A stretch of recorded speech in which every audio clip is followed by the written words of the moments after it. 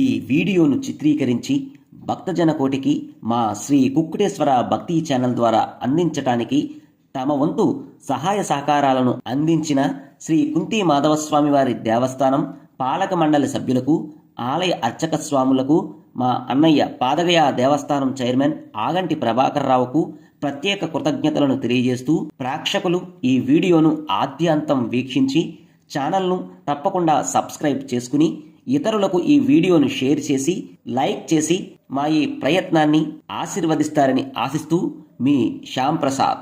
శాంతాకారం భుజగసైనం పద్మనాభం సురేశం విశ్వాధారం గగనసదృశం మేఘవర్ణం శుభాంగం లక్ష్మీకాంతం కమలనయనం యోగి హృద్యానగమ్యం వందే విష్ణుం భవభయహరం సర్వలోకైకనాథం.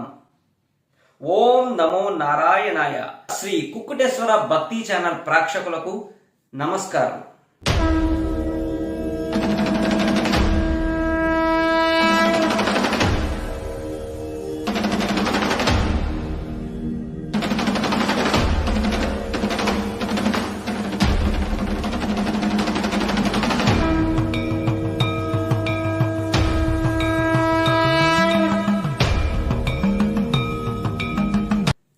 పంచమాధవ క్షేత్రాలలో ఒకటిగా విరాజిల్లుతున్న కృతయుగం నాటి దేవాలయం శ్రీ కుంతి మాధవ స్వామి వారి దివ్య మహాక్షేత్రం. ఈ పుణ్యక్షేత్రానికి సంబంధించిన స్థల పురాణము, ఈ క్షేత్రం ఏ విధంగా ఏర్పడింది, అలాగే ఈ క్షేత్రం యొక్క విశిష్టత ఏమిటి, ఈ క్షేత్రంలో స్వామి అమ్మవార్లకు ఏ ఏ సమయాలలో ఎలాంటి మహోత్సవాలు నిర్వహిస్తారు అనేటువంటి అన్ని విషయాలు సంపూర్ణ శ్రీ కుంతి మాధవ స్వామి వారి దివ్య దర్శనము శ్రీ కుక్కుటేశ్వర భక్తి ఛానల్లో మీకు అందించడం జరుగుతుంది. అయితే ఈ పంచమాధవ క్షేత్రాలు అంటే కృతయుగంలో ఇంద్రుడి చేత స్వయంగా ప్రతిష్ఠించబడిన 5 వైష్ణవ క్షేత్రాలే ఈ పంచమాధవ క్షేత్రాలు.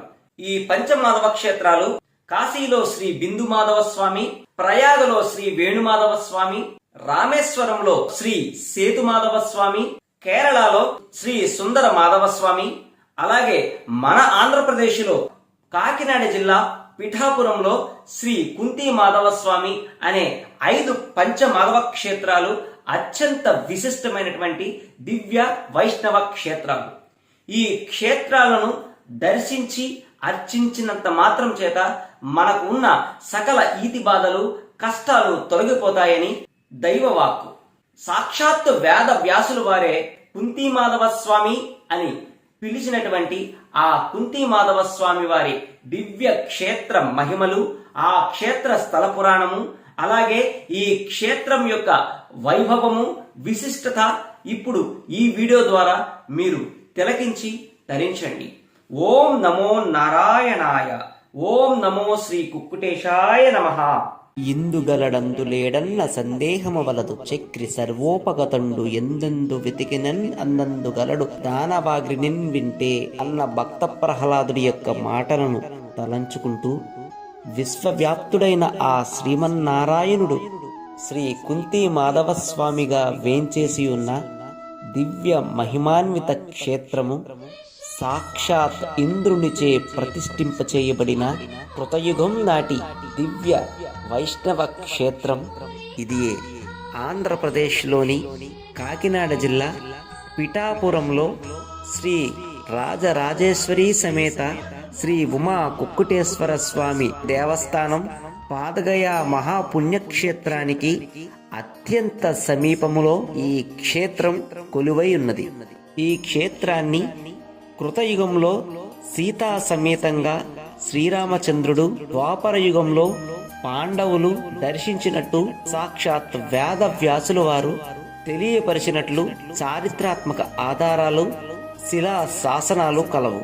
కాశీ నుండి వస్తూ మార్గ మధ్యమంలో వేదవ్యాస మహర్షి ఈ క్షేత్రాన్ని దర్శించి త్రేతాయుగంలో శ్రీరాముడు, ద్వాపర యుగంలో పాండవులచే పూజలు అందుకున్నావా కుంతి మాధవా అని వేదవ్యాసులంతటి వారే ప్రత్యక్షంగా పిలిచినందున ఈ స్వామికి కుంతి మాధవ స్వామి అని పేరు వచ్చినదని ఆలయ అర్చక స్వాములు తెలియజేస్తూ ఉన్నారు. అలాంటి ఎంతో ప్రాచీనమైన శ్రీ కుంతి మాధవ స్వామి వారి ఈ పుణ్యక్షేత్రం. ఇది ఆలయంలోనికి ప్రవేశించడానికి గల ప్రధాన ముఖద్వారము. ఈ ప్రధాన ముఖద్వారం నుండి లోనికి ప్రవేశించగానే మెరిమెట్లు గొలిపే కాంతులతో ఆ శ్రీమన్నారాయణుని నామముతో మనకు దర్శనమిస్తున్న ఈ ధ్వజస్తంభాన్ని అలా కన్నులారా దర్శించి, ఇదిగో ఇక్కడ కనిపిస్తున్నదే శిలాశాసనం. ఈ శిలాశాసనం పాళీ భాషలో ఉన్నది అని ఇక్కడి అర్చక స్వాములు తెలుపుతున్నారు. రాచరికపు కాలంలో ఎందరో మహారాజులు ఈ స్వామివారిని అర్చించి తరించినట్లు చారిత్రాత్మక ఆధారంగా మనకు ఈ శిలాశాసనం చెప్పకనే చెబుతున్నది. ఇక్కడి నుండి ప్రదక్షిణ మార్గంగా మనం ముందుకు సాగినట్లయితే ఇక్కడ ఇవే స్వామివారి బ్రహ్మోత్సవాలకు, మాసోత్సవములకు, అలాగే ప్రత్యేక మహోత్సవాలకు వినియోగించేటువంటి స్వామివారి దివ్య వాహనములు మనకు దర్శనమిస్తూ ఉన్నాయి.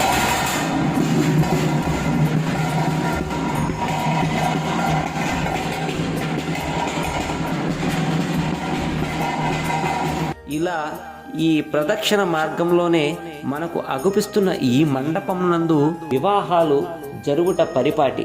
ఆలయాలలో వివాహాలను ఎందుకు జరుపుకోవాలి అని పెద్దలు అంటారు అంటే, వివాహం జరిగే సమయంలో జరిగే దోషాలు, వాటి ప్రభావము వధూవరుల జీవితాలపై ప్రభావం చూపించకుండా ఉండుటకు ఆలయాలలో వివాహం చేసుకొనుట అత్యంత శ్రేష్టము అని వేద పండితులు చెబుతూ ఉంటారు.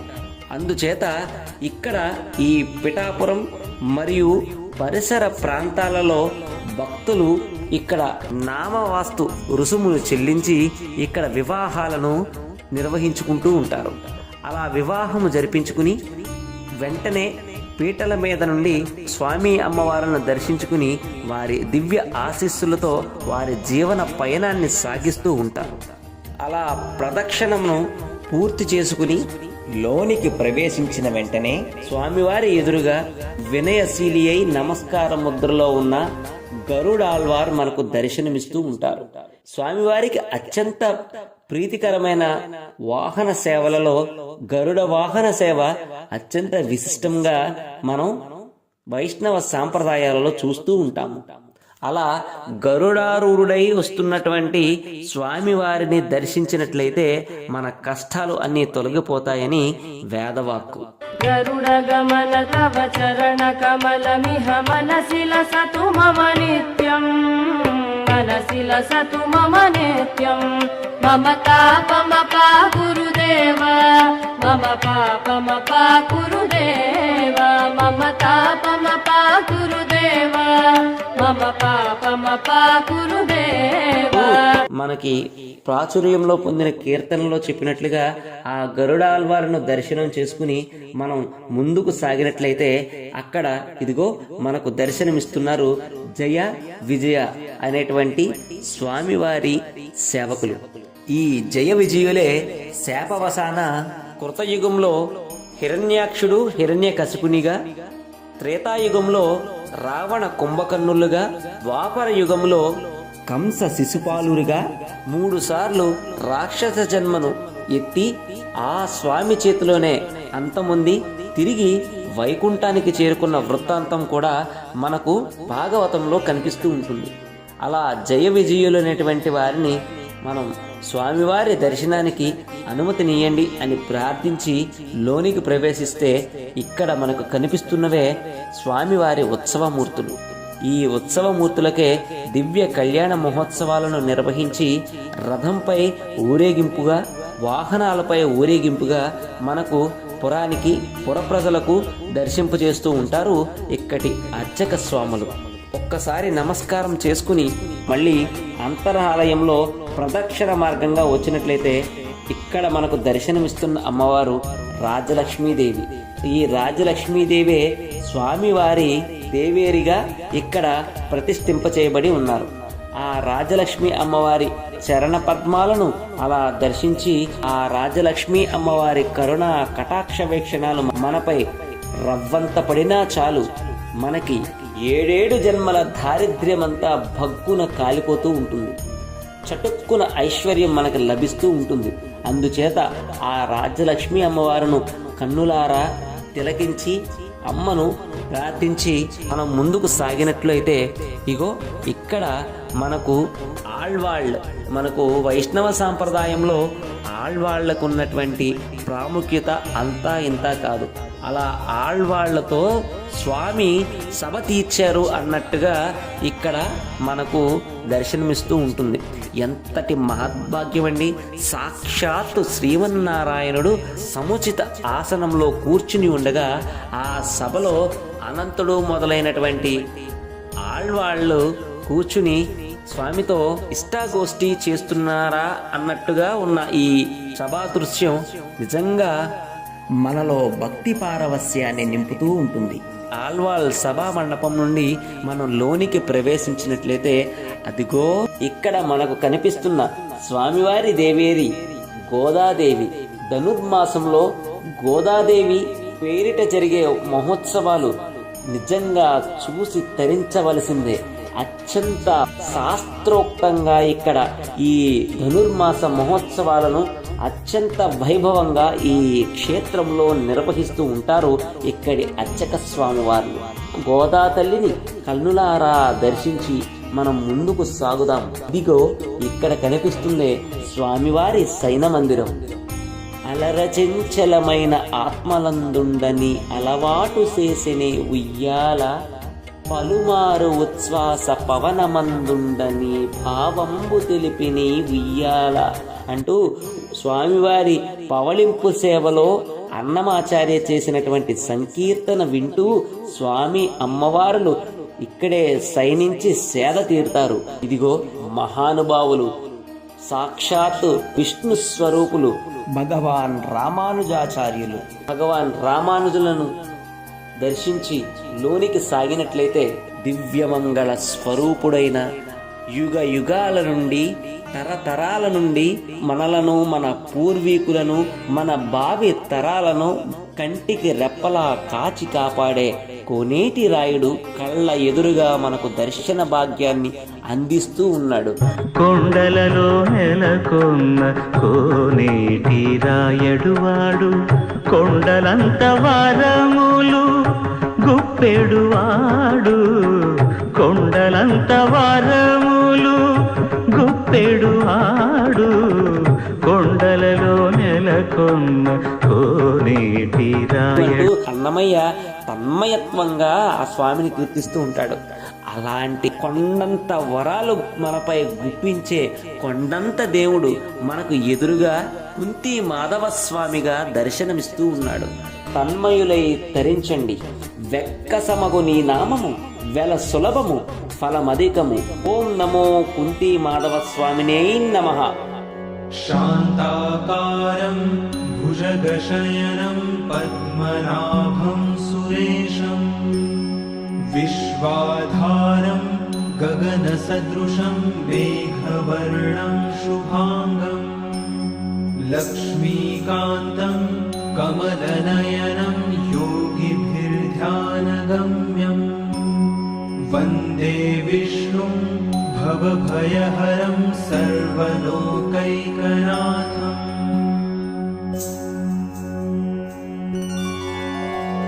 శాంతాకారం భుజగశయనం పద్మనాభం సురేశం, విశ్వాధారం గగనసదృశం మేఘవర్ణం శుభాంగం, లక్ష్మీకాంతం కమలనయనం యోగిభిర్ధ్యానగమ్యం, వందే విష్ణుం భవభయహరం సర్వలోకైకనాథం.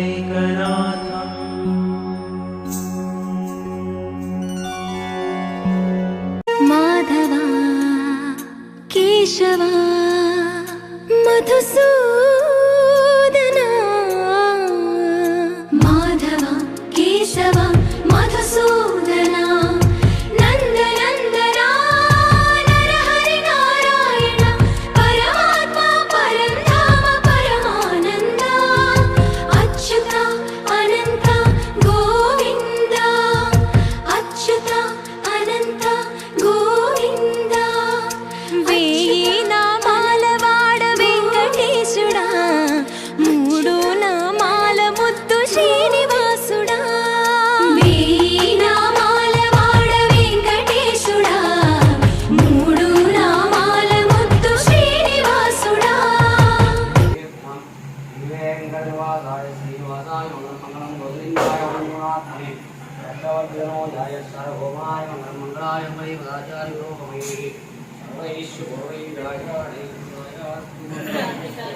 కోటి కోటి దండాలయ్యా కోనేటి రాయడా కోటి కోటి దండాలయ్యా కోనేటి రాయడా కోరుకున్న వారి కొంగు బంగారు దేవుడా మురహరా నగధరా మురళీధరా శ్రీకర శ్రీధర శ్రితమందార సర్వేశ్వర పరమేశ్వర శాంతాకార శంఖ చక్రధర సర్వశ్రేష్ఠ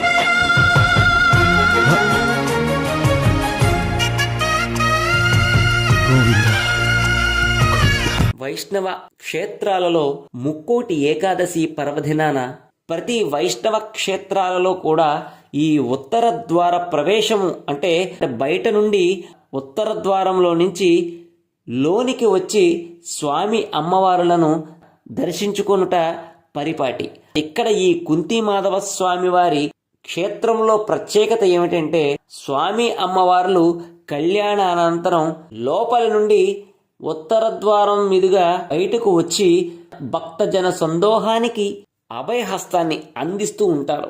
ఈ ఉత్తర ద్వారాన్ని కూడా దర్శించుకుని మనం ముందుకు వచ్చినట్లయితే సంపూర్ణ ఆలయాన్ని దర్శించుకున్న పుణ్యం మన ఖాతాలో చేరుతుంది.